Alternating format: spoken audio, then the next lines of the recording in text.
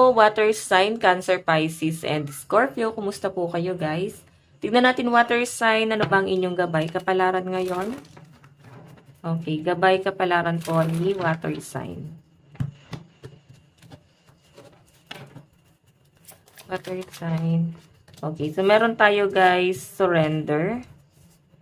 Pero naka-reverse natin siya nakuha. So, the hangwan. I think yung iba sa inyo, pinipilit mong umalis sa komplikadong sitwasyon. Okay, nalalagay ka ba sa alanganin?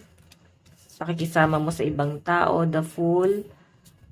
Mabigat ang energy ng mga water sign ngayon. Ito, naka-reverse kasi pati yung the fool.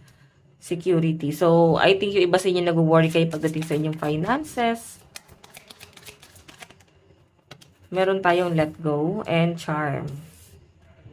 So, malinaw na pinapakita sa akin water sign, parang meron kang nile-let go or meron ka nang dapat i-let go. Kung makikita nyo, nandiyan po yung security. Minsan, iniisip mo na maganda sana yung plano. Pwede sa love life to. Maganda sana yung plano nyo ng person mo. May new beginning naman talaga. Ang problema lang guys, may mga bagay or may mga pangit na nangyayari sa sitwasyon nyo na dapat nyo na guys i-let go. Okay? So, the hangwan, nakikita ko naman guys na parang isa sa inyo ng person mo, nag-let go na. So, meron ditong isa na stuck pa rin, parang umaasa pa rin. May nakikita ko guys, naging conflict din ng iba sa inyo water sign is yung finances. Ano ba to? Siya yung nag-provide or ikaw yung nag-provide sa kanya? So, ngayon para bang nagkakaroon ng matinding struggle. Baka kasi meron kayong binabayaran monthly. Water sign, may nakikita rin ako dito na parang nahihirapan ka rin na i-let go yung ano ba to, pwedeng business or yung source of income nyo.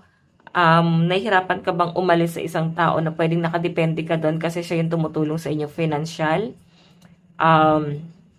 Sila yung nagpo-provide sa inyo. So, yun yung nakikita ko dito, water sign. So, nahihirapan ka na mag-let go. Okay? So, water sign, may pinapakita rin po sa akin dito na ngayon, parang kailangan wag na daw po mag-inarte or wag nyo na guys masyadong taasan pa yung standard. Kung alam nyo guys na, parang, kung alam nyo na nagkakaroon na kayo guys ng struggle pagdating sa finances. So, kahit anong klase ng trabaho, parang pasukin nyo na. Lalo na sa mga walang trabaho dito, water sign. Okay? So, meron ako nakita na parang may inaantay din na pera ang mga water sign. Ano ba to? Padala sa inyo? Kung saan man guys manggagaling yung pera na yan. Okay? Pwedeng tulong pinansyal or pwedeng may umutang sa inyo. Okay? Sige, tingnan pa natin. Yung iba sa inyo guys, nag-aantay kayo ng pagbabago pagdating sa relationship nyo. Pero parang wala naman guys nagbabago. Ang problema kasi parang paulit-ulit lang po. Tingnan natin. Meron tayong the mice. Meron tayong stork. Meron tayong the lady.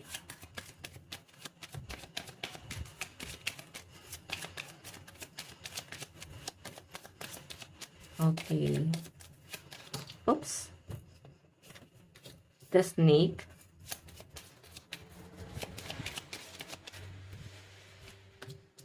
And the clever. So guys, kung makikita nyo yung under ng the hangwan, sige, isin na nga natin, parang hirap basahin ng naka-reverse. Ang under po ng the hangwan is surrender. Okay?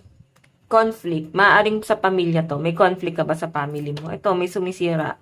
May nakikita rin ako guys na mukhang hindi rin okay yung relationship nyo ng person mo. Kasi pwedeng ang nagiging problema nyo is yung pamilya niya or pamilya mo.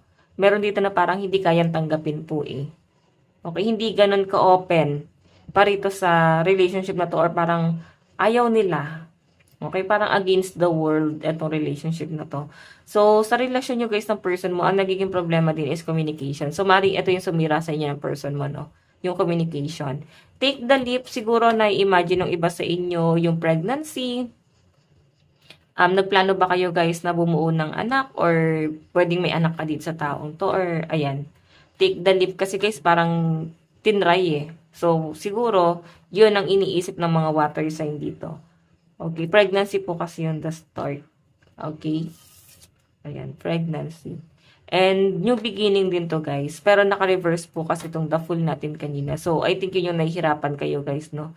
Parang hindi kayo guys nagkakaintindihan. So I think ang nagiging problema talaga, pinaka main problem is yung communication. So may nakikita rin ako guys na maaaring pressure din ng mga water sign pagdating sa kanilang stability. Nandun kayo sa point na natatakot kayo na lumagapak or mawala lahat ng meron sa inyo ngayon. Okay? Okay, so may nakikita rin ako guys, ito let go and the snake. So kung may third party rito guys, parang kailangan bitawan na. Kung ikaw yung nasa third party or may third party yung person mo, yun yung nakakasama sa relasyon. Pwedeng makasama din kayo sa person mo kung siya yung may third party. Ito the snake. Kasi pwedeng ito guys, nagpapaikot pinapaikot kayo or pinapaikot tong person mo. Kung sino man ang may third party rito. Or kung ikaw yung third party, water sign sa pinapakita sa akin, ito na yung time na parang kailangan mag-focus ka na sa sarili mo. Okay, meron tayo guys, Apprentice of Raindrops Charm, the Clover. Okay, so, water sign, ito kasi guys, blessing to. Okay, so I think meron ka marireceive na blessing, maaring good news, no, para sa inyo. Tulong pinansyal or pwedeng kusa lang, parang binigay lang sa inyo, tulong para sa inyo. Tingnan pa natin, advice. Meron tayong shine. Okay, so kung makita nyo guys, mga sunflower nandito. Mga sunflower kasi ano yan para bang nag-share sila ng energy sa isa't isa. So ito guys kailangan yung connection mo sa ibang tao or pwedeng ikaw or sila, dapat may give and take para hindi nagkakaroon ng lamangan, no? Parang kailangan magbigay ka rin doon sa person. At the same time, ganun din dapat sila. 'Di ba? Parang walang lamangan. Kasi ang sunflower kasi guys, 'di ba sumusunod sila sa araw. Doon sila kumukuha ng energy. Ngayon, pag tag-ulan, nakatapat sila sa isa't isa kasi sila yung nag-share ng energy. Okay, so parang yun yung kailangan ni-embody ng mga water sign. So, tignan pa natin water sign. Meron po tayong there's hold, perception, surrender, dissolve, illusion. Parang delusional. Ganun yung nasasagap ko. Parang kailangan,